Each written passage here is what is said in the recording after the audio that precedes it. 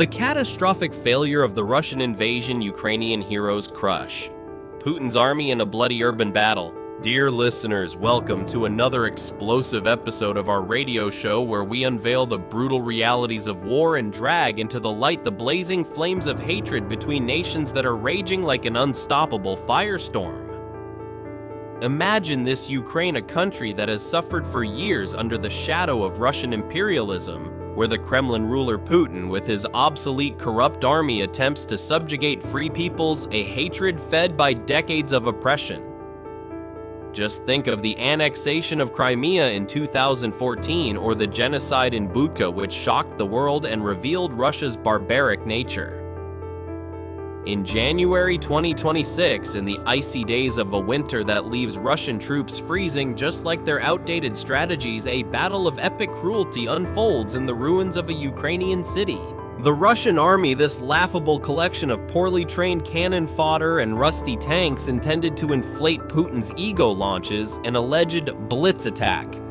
But what follows is a humiliating debacle that exposes Moscow's incompetence to the world.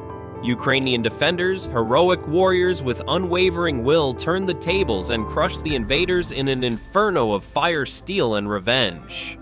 This conflict, shaped by Russian hatred for Ukrainian freedom, which they view as a threat to their decaying empire, escalates into a bloodbath that reveals the weakness of the Russian military machine, corrupt, undersupplied, and riddled with deserters, as reports from captured soldiers reveal, telling of forced conscription and miserable pay. Stay tuned, because we are diving deep into the details of this slaughter with precise figures on troops, weapons, and the breathtaking course of the fighting, enriched with shocking revelations about Russian atrocities that will leave you stunned, a testament to how Putin's army, once praised as the second army of the world, has degenerated into a heap of scrap and cowards.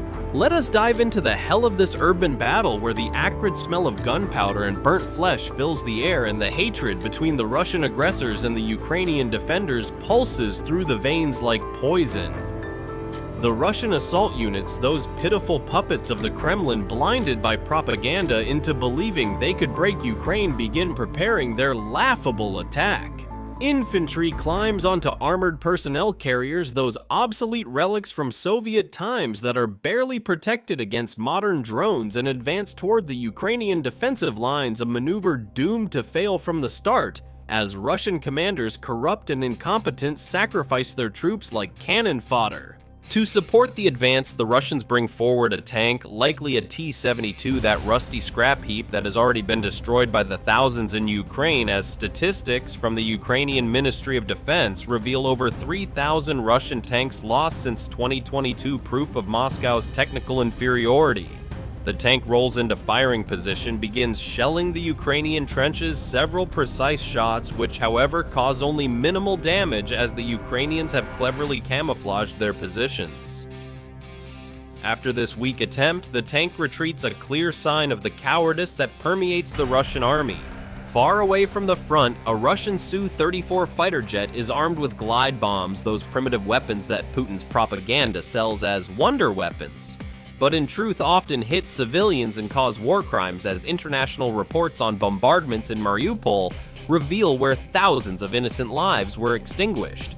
As soon as the aircraft reaches altitude, the crew programs, coordinates, and drops the bombs which hit Ukrainian structures near the city, an act of destruction that only fuels the hatred of the Ukrainians, who see Russia as a barbaric aggressor laying their homeland to waste in rubble and ash. With the airstrike concluded, the Russian command orders the main tank column to advance 2 APCs loaded with over 30 soldiers, those poorly trained recruits who are often on drugs, as captured Russians have confessed in interrogations, move toward the outskirts of the city. They navigate through demined paths, reach the trench line, and the infantry disembarks, launching a chaotic attack overhead. Hovers a Russian drone operator with a commercial quadcopter, a cheap toy that is helpless against Ukrainian jamming technology. With this weak drone coverage, the assault teams storm forward, overrun the trenches. The position is secured, opening a path deeper into the city, but this is only the beginning of the disaster for the Russians. The Russian commanders, those arrogant bureaucrats who sacrifice thousands of their own men to satisfy Putin's ego, order another APC to push forward to reinforce the advance the vehicle pushes through under fire. Soldiers disembark and storm nearby buildings. A building is cleared floor by floor, every room searched, a slow, inefficient process that underscores Russian incompetence as they do not master modern tactics like the Ukrainians. The building is secured, but after a short regrouping, the Russian troops are driven further, no delays. The advance continues building by building. At this point in time, resistance is limited. The attack proceeds with little opposition. No immediate casualties reported, but looks are deceiving, for the Ukrainians are lurking, planning their counterattack. As soon as the sector is taken, forces consolidate and wait for further orders, a moment of false security for the invaders. Now the Ukrainian defenders strike back, those undaunted heroes who meet Russian hatred for their sovereignty with steely will. They attempt to stop the advance, but are initially outnumbered. Ammunition is running low while Russian pressure increases from multiple directions. Ukrainian troops fall back under fire, seeking cover where possible. Russian forces capture a structure only meters from Ukrainian positions, preparing for further advancement. Ukrainian commanders, clever and experienced, react with tank support. AT-64. Tank advances to engage Russian positions while a Bradley fighting vehicle transports reinforcements. The Ukrainian tank fires first. The initial shot causes a building to collapse, setting it on fire, a blow that sends Russian troops into a panic. The tank reloads, fires again, suppressing the Russians. After the strike, the crew throws smoke grenades to block Russian anti-tank missiles and FPV drones. Russian infantry scatters, seeking cover in nearby structures at the same time the Ukrainian Bradley approaches. As soon as it stops, infantry disembarks, advances to clear buildings. The Bradley delivers suppression fire with its Bushmaster cannon, enabling the Ukrainians to advance. When Russian drone operators, those cowardly drone pilots who murder from a safe distance, see Ukrainian tanks in combat, they launch an FPV drone to hunt vehicles. The drone maneuvers through the city, narrowly missing a Ukrainian reconnaissance drone. Operators scan further, identify a retreating Ukrainian tank, redirect the FPV before the strike occurs. A Bradley spots the drone in open terrain. The crew reacts with lightning speed, opens fire, destroying the drone in mid-air. The Ukrainian tank escapes safely. The situation deteriorates dramatically for the Russian troops, those laughable invaders who overestimate their technology. Repeated clashes lead to heavy losses on the Russian side. A tracked ground drone is sent forward to evacuate the wounded and deliver ammunition, a desperate attempt that reveals the undersupply of the Russian army, where soldiers often fight without food or medicine, as deserted Russians report. As it approaches Russian positions, a Ukrainian Bradley spots it. The crew aims, fires. The drone is damaged by cannon fire, then completely destroyed by a TOW missile. Russian forces lose critical supplies. Ukrainian infantry advances, clearing building after building, utilizing drone reconnaissance for clear images of Russian movements.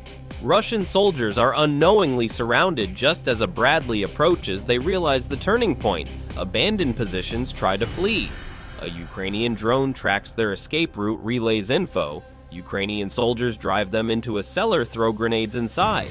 With no way out, the remaining Russians surrender, a humiliating moment that underscores the cowardice of Putin's soldiers. After the clearing, Ukrainian troops move to an extraction point. Guided by drone surveillance, they reach a tree line where a Bradley is supposed to pick them up. While they wait, the Bradley pushes through under artillery fire. The vehicle approaches, but a Russian anti-tank team spots it, fires. The first missile hits the front armor, igniting flames. For a moment, the Bradley seems lost. Then the fire suppression system activates, extinguishing the flames. Russians fire again. The second missile damages the tracks. A third follows, causing critical damage. Ukrainian soldiers realize the vehicle won't last much longer. A second Bradley races in to extract. Under heavy artillery fire, it reaches the tree line. opens fire on Russian positions. Time is pressing. As soldiers board, another missile launches hits the turret seconds after the last soldier. The armor holds, the Bradley retreats. Despite 5 hits by anti-tank missiles, no Ukrainian injuries, but the commander reports the turret is inoperable. With weapon systems deactivated, the vehicle leaves the area, escaping Russian artillery that bombards in vain.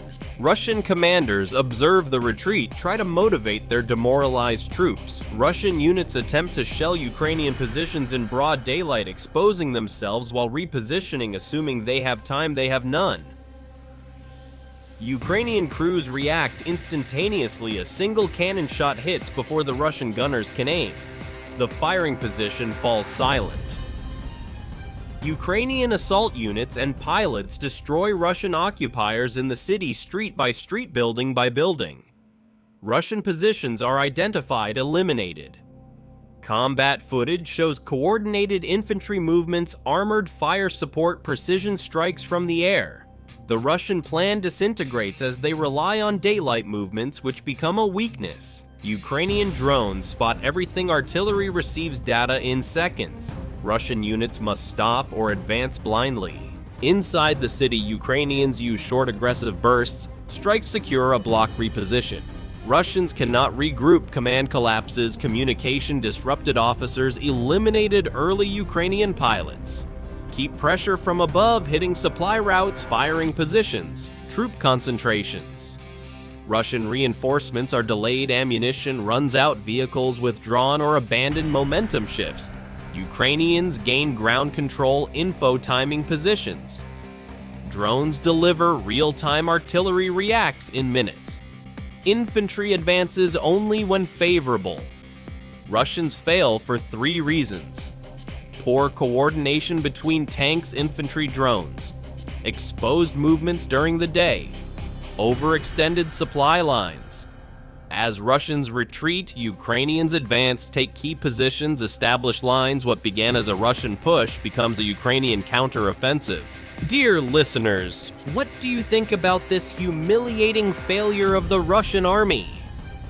Is Putin's military truly so incompetent, or does hatred drive them to such stupid mistakes? Call in, share your opinions.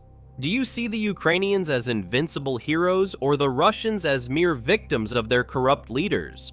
The revelations are shocking. Russian losses are piling up, with thousands dead and useless attacks, as leaks from the Kremlin reveal a war that is ruining Russia's economy while Ukraine triumphs with Western aid.